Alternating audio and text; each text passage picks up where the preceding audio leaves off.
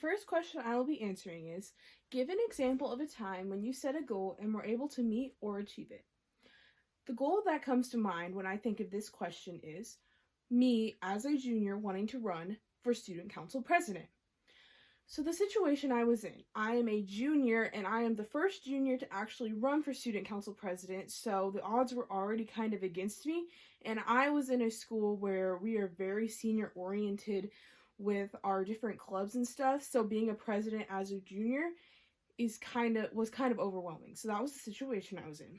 The task I had to do to work towards getting what I wanted out of this goal included filling out an application, kind of stating what I wanted to do as a student council president, and I also had to make a Flipgrid, again stating my goals and what I wanted to do as a student council president.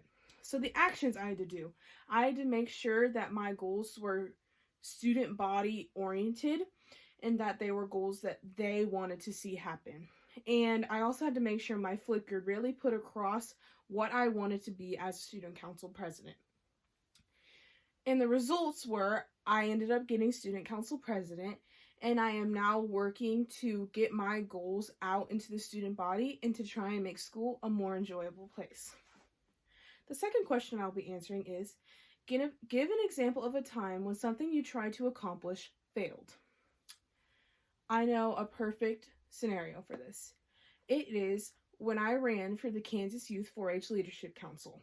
So my situation, I'm from Atchison County, and I'm one of the only 4-Hers that consistently goes to state events.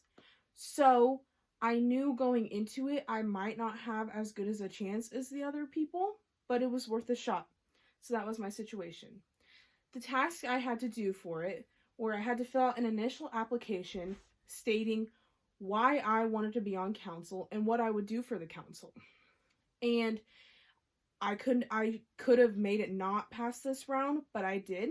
And the next thing I had to do was I had to do a Zoom interview with current council members. And I again had to state why I wanted to be on council and why I thought I would be a good fit.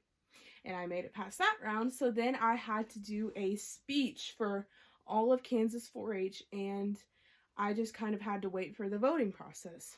The actions I took were, in my speech, I tried to make it very relatable to many 4-Hers, and I kind of tried to make it seem like I was just having a conversation with them. I wasn't necessarily trying to speak to a group of people, but kind of make it more interactive.